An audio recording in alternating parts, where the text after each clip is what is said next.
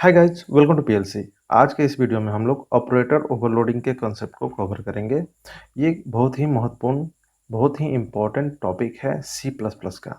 ठीक है, तो आइए हम लोग समझते हैं ऑपरेटर ओवरलोडिंग क्या है। तो आप लोग कभी ना कभी ऑपरेटर पढ़े होंगे सी लैंग्वेज में या सी प्लस प्लस में। बहुत तरह का ऑपरेटर पे हम लोग काम करते हैं सी प्लस प्लस में, जैसे कि arithmetic operator, relational operator, logical operator, assignment operator, बहुत सारा मिसलेनियस ऑपरेटर भी है। तो ऑपरेटर क्या करता है, ऑपरेटर क्या होता है आपको पता होगा। An operator is a symbol that indicates an operation. Operator कुछ नहीं, एक सिंबल होता है जो ये इंडिकेट करता है कि कंप्यूटर को इस तरह का ऑपरेशन परफॉर्म करना है। तो कहीं ना कहीं कंपाइलर भी उस ऑपरेटर के बारे में अच्छे से परिचित होता है कि जैसे ये ऑपरेटर, जैसे कुछ खास ऑपरेटर आप लिखते हैं तो उसके बिहाफ में कंप्यूटर आपके लिए कुछ काम कर देता है। ठीक है, तो एक एग्जांपल के तौर पे हम लोग समझते हैं। जैसे कि दो इंटीजर वेरिएबल हम लेते हैं, एक ए जिसमें हमने 10 असाइन किया, एक बी जिसमें हमने 7 असाइन किया, और एक सी वेरिएबल है जो कि खाली है। ठीक है, तो आप लिखते हैं C equal to A plus B. तो आप जब ऐसा लिखते हैं तो जो भी कंपाइलर है, कंपाइलर को पता है कि ये एडिशन करने के लिए लिखा गया है। ये जो भी है प्लस ऑपरेटर, ये क्या करता है, एडिशन का काम परफॉर्म करता है। तो ये अपने दोनों साइड, लेफ्ट और राइट साइड का जो भी ऑपरेंड है, ये ऑपरेंड वेरिएबल भी हो सकता है, कांस्टेंट भी हो सकता है। तो अपने दोनों साइड का ऑपरेंड को लेता है और इनको आपस में जोड़ देता है, और रिजल्ट जो भी है उसको सी में ये डाल देगा। तो इतना तो सब कोई जानता है। ठीक है, तो यही बातें आगे लिखी हुई है। It is use to perform operation with constant and variables. कोई भी ऑपरेटर क्या होता है, कांस्टेंट और वेरिएबल दोनों पे वो काम करता है। The compiler knows how to perform various operations using operators for basic data type. यहाँ पे एक काम की बात क्या लिखा हुआ है, फॉर बेसिक डाटा टाइप। कोई भी ऑपरेटर अभी तक हम लोग पढ़े हैं वो बेसिक डाटा टाइप पे काम करता है। इन, फ्लोट, कैर, लॉन्ग, डबल, ये सब डाटा टाइप जो है ये बेसिक डाटा टाइप है, और इन्हीं डाटा टाइप पे वो अच्छे से काम करता है, क्योंकि कंपाइलर को पता है कि हमें बेसिक डाटा टाइप के साथ ही ऑपरेशन करना है। तो बेसिक डाटा टाइप के साथ वो काम करता है। लेकिन एक ऑब्जेक्ट, ऑब्जेक्ट तो बेसिक डाटा टाइप हुआ नहीं। ऑब्जेक्ट क्या होता है, यूजर डिफाइंड डाटा टाइप होता है। यूजर डिफाइंड डाटा टाइप के साथ आपका जो ऑपरेटर है वो काम नहीं करता है। तो वहीं आगे लिखा हुआ है, but for the object the operation routine must be defined by the programmer. कोई भी ऑपरेटर डायरेक्ट ऑब्जेक्ट के साथ काम नहीं करता है। अगर आप करवाना चाहते हैं तो उसके लिए प्रोग्रामर को अपने तरफ से क्या करना होगा, एक डिफाइन करना होगा रूटीन, मतलब एक फंक्शन की तरह कुछ कोडिंग करके कंप्यूटर को दे देना होगा। तब जाकर कंपाइलर आपके लिए ऑब्जेक्ट पे भी ऑपरेशन परफॉर्म कर देगा। ठीक है, तो this operation routine is called operator overloading. तो जो आप ऑपरेशन रूटीन लिखते हैं उसी को ऑपरेटर ओवरलोडिंग बोलते हैं। मतलब क्या निकल के आता है कि ऑपरेटर के पास कैपेसिटी नहीं है कि यूजर डिफाइंड डाटा टाइप के साथ, मतलब कि ऑब्जेक्ट के साथ किसी तरह का ऑपरेशन परफॉर्म करे, और आप ज़बरदस्ती करवाना चाहते हैं तो उसके लिए अलग से लिख के कंप्यूटर को रूटीन दीजिए। मतलब एक फंक्शन के तौर पे अलग से उसके लिए कोड लिख के कंप्यूटर को दीजिए। तो ये जो आप अलग से ज़बरदस्ती लिख के दे रहे हैं, इसी को बोलते हैं ओवरलोडिंग करना। मतलब उसके क्षमता से ज़्यादा काम उससे करवाना। तो इसी चीज़ को बोलते हैं ऑपरेटर ओवरलोडिंग। ऑपरेटर का जो क्षमता है प्री डिफाइंड डाटा टाइप के साथ काम करने का, उस क्षमता से ज़्यादा काम अब आप कराने जा रहे हैं। अब वो ऑब्जेक्ट के साथ भी ऑपरेशन परफॉर्म करने के लिए तैयार हो रहा है। इसी काम को ऑपरेटर ओवरलोडिंग बोलते हैं। ठीक है, चलिए अब उसके लिए सिंटेक्स क्या होता है। अगर आप ऑपरेटर ओवरलोडिंग करना चाहते हैं तो उसके लिए सिंटेक्स क्या होता है इसे समझ लेते हैं। इसका सिंटेक्स बहुत ही सिंपल है, एकदम फंक्शन के तौर पे ही इसका सिंटेक्स है।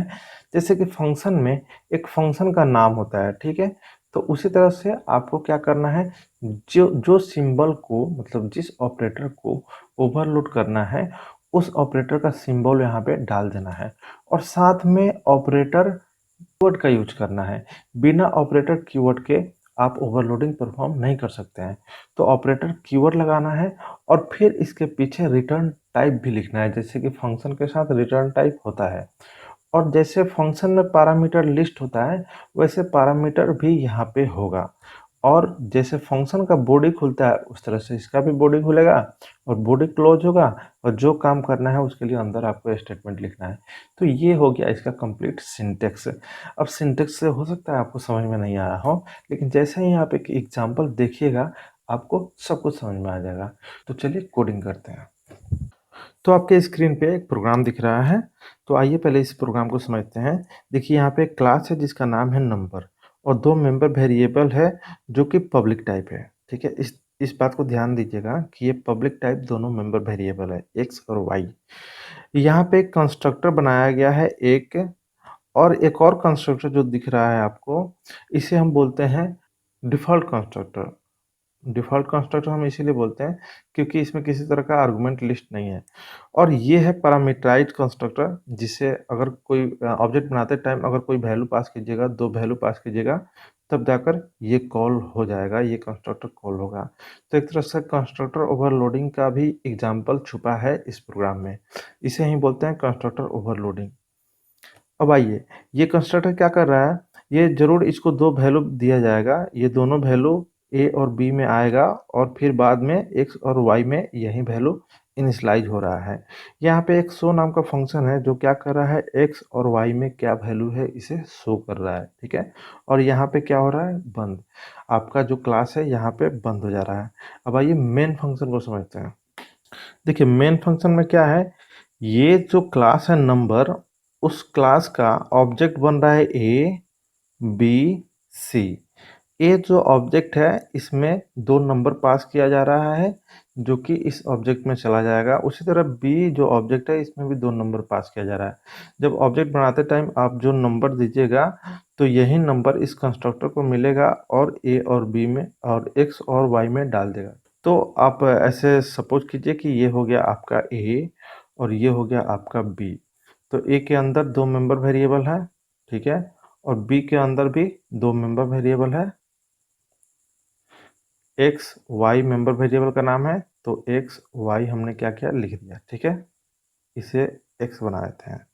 तो इसमें 2, इसमें 3, यहाँ 4, यहाँ 5 हो गया। एक जो सी है, सी भी तो ऑब्जेक्ट ही है, लेकिन सी ऑब्जेक्ट जो है इसमें किसी तरह का कोई वैल्यू हम लोग पहले से असाइन नहीं कर रहे हैं, तो इसका जो मेंबर है वो खाली रहेगा। ए जो ऑब्जेक्ट है उसके सहारे शो को कॉल किया गया, बी जो ऑब्जेक्ट है उसके सहारे शो को कॉल किया गया। इसका मतलब क्या, जो भी आउटपुट स्क्रीन है इस स्क्रीन पे ए का वैल्यू शो हो जाए, ए ऑब्जेक्ट के जो मेंबर में जो स्टोर्ड वैल्यू है वो शो हो जाए, बी ऑब्जेक्ट के जो मेंबर्स हैं उनमें जो वैल्यू स्टोर्ड है वो भी शो हो जाए। तो पहले ही हम लोग क्या कर रहे हैं, इसको शो करके देख ले रहे हैं। अब हमें क्या करना है, ए के जो मेंबर्स हैं, बी के जो मेंबर्स हैं, इनका वैल्यू आपस में सम हो जाए, आपस में ऐड हो जाए। पहले इस चीज़ को हम लोग करके देखते हैं। लेकिन यहाँ पे अभी हम ऑपरेटर ओवरलोडिंग का कंसेप्ट आपको नहीं बता रहे हैं। ये विदाउट ऑपरेटर ओवरलोडिंग हम क्या कर रहे हैं, एक ऑब्जेक्ट के वैल्यू दूसरे ऑब्जेक्ट के वैल्यू के साथ ऐड हो जाए। तो हम उसके लिए क्या करेंगे, कैसे कोड लिखेंगे कि ऐड होगा। तो आपको पता होगा कि जब आपका मेंबर वेरिएबल पब्लिक होता है तो उसे आप मेन फंक्शन में डॉट ऑपरेटर के सहारे यूज कर सकते हैं। ठीक है, अगर पब्लिक है तो डॉट ऑपरेटर के सहारे उसे यूज कर सकते हैं, लेकिन प्राइवेट होता तो आप कभी नहीं कर सकते थे। ठीक है, तो यहाँ पे तो पब्लिक ही तो है। तो चलिए हम लोग क्या करते हैं, मेन फंक्शन में डॉट ऑपरेटर का यूज करके उसे एक्सेस करने की कोशिश करते हैं और जो ऐड करने का काम है दोनों ऑब्जेक्ट के वैल्यू को उसे ऐड भी कर लेते हैं। तो उसके लिए हमें क्या लिखना होगा, किस तरह का कोड लिखना होगा, अब हम वही दिखाने जा रहे हैं आपको। तो यहाँ पे हमें क्या करना होगा, सी डॉट, सी कैपिटल है तो सी डॉट एक्स, ठीक है। मतलब ए ऑब्जेक्ट का जो एक्स वाला पार्ट है, बी ऑब्जेक्ट का जो एक्स वाला पार्ट है, दोनों का वैल्यू ऐड होके सी के एक्स वाले पार्ट में चला जाए, तो ये चला जाएगा। ठीक इसी तरह से तो बस यहीं आप कोड लिख दीजिएगा, तो क्या हो गया, एक ऑब्जेक्ट ए का जितना डाटा है बी के उतने डाटा के साथ क्या हो जा रहा है, एडिशन का काम हो जा रहा है और सी में स्टोर हो जा रहा है, ठीक है। तो अब यहाँ पे आपको क्या करना है, सी डॉट शो फंक्शन को कॉल कर लीजिए ताकि रिजल्ट आप देख पाए। हो गया। तो चलिए हम क्या करते हैं, इसको रन कराते हैं और आप इस रिजल्ट को देखिए कि सही आ रहा है कि गलत। तो आउटपुट थोड़ा सा समझने की कोशिश कीजिए। ये हो गया आपका ए का और ये हो गया बी का, और दोनों ऐड होकर क्या आउटपुट रिजल्ट सही आया है, सी का जो डाटा प्रिंट हुआ है बिल्कुल सही है, ठीक है। तो आइए, अभी आपने जो एग्जांपल देखा वो विदाउट ऑपरेटर ओवरलोडिंग था, तो फिर यही काम अगर हमको ऑपरेटर ओवरलोडिंग के थ्रू करना होगा तो उसके लिए मेरा कोड कैसा होगा, तो आइए इस चीज़ को देखते हैं। तो ऑपरेटर ओवरलोडिंग करने के लिए हमें क्या करना होगा, ऑपरेटर ओवरलोडिंग का जो सिंटेक्स है उसी आधार पे प्रोग्रामिंग करना होगा। और ऑपरेटर ओवरलोडिंग के लिए जो हम रूटीन लिखते हैं, एक तरह से फंक्शन की तरह होता है, उस रूटीन को हम क्लास के अंदर लिखते हैं। तो उसके लिए सबसे पहले हमको क्या करना होगा, रिटर्न टाइप लिखना होगा। तो रिटर्न टाइप नंबर होगा,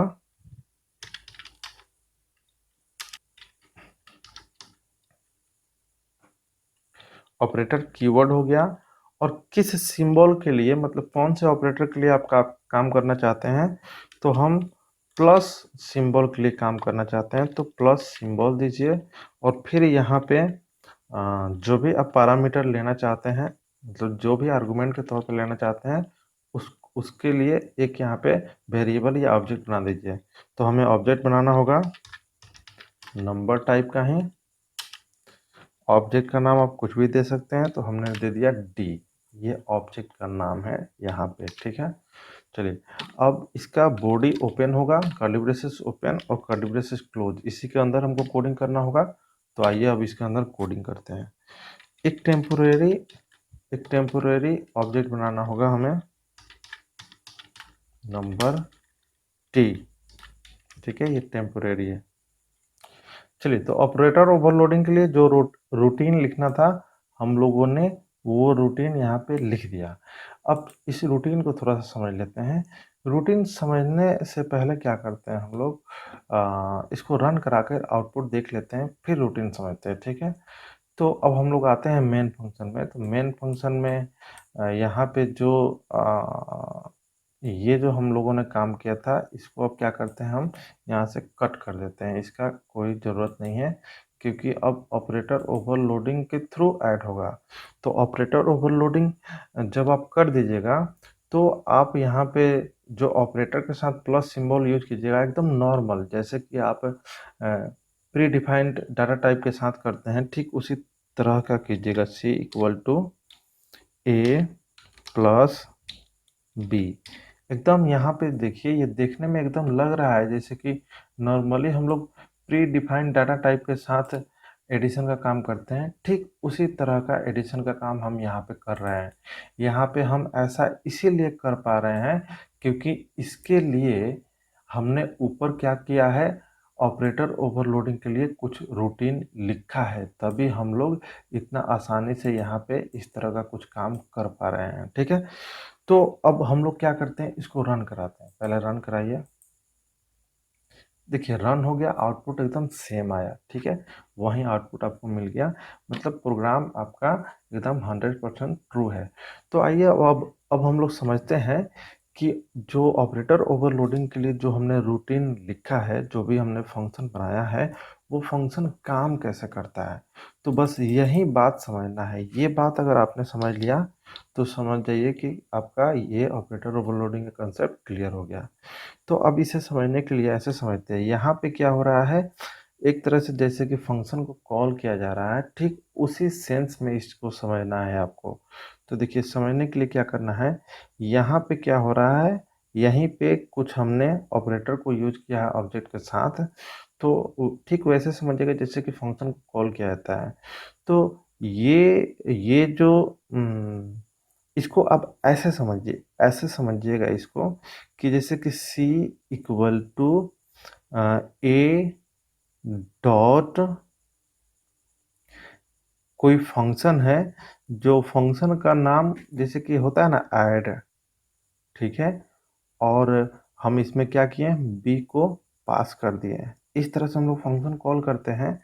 तो आपको पता होगा जो आपने बी जो ऑब्जेक्ट को पास किया है, ये ऑब्जेक्ट का वैल्यू डी में चला जाएगा, ठीक है। बी में जो ऑब्जेक्ट बी जो ऑब्जेक्ट है उसमें जो वैल्यू है वो सब वैल्यू अब डी को ट्रांसफर हो गया, ठीक है। इसका एक कॉपी डी के पास चला गया। और ये जो ए है, ए के साथ हम लोग डॉट लगा रहे हैं। तो यहाँ पे जो एक्स दिख रहा है, यहाँ पे जो वाई दिख रहा है, यहाँ पे एक्स वाई वो ए का हुआ। किसका हुआ? ए का हुआ। वहाँ पे ये जो एक्स है, ये जो वाई है, वो ए का हुआ। और जो बी का जो डाटा है वो तो डी को ट्रांसफर हो गया है। तो ये जो एक्स है, ये जो वाई है, एक तरह से किसका हो गया?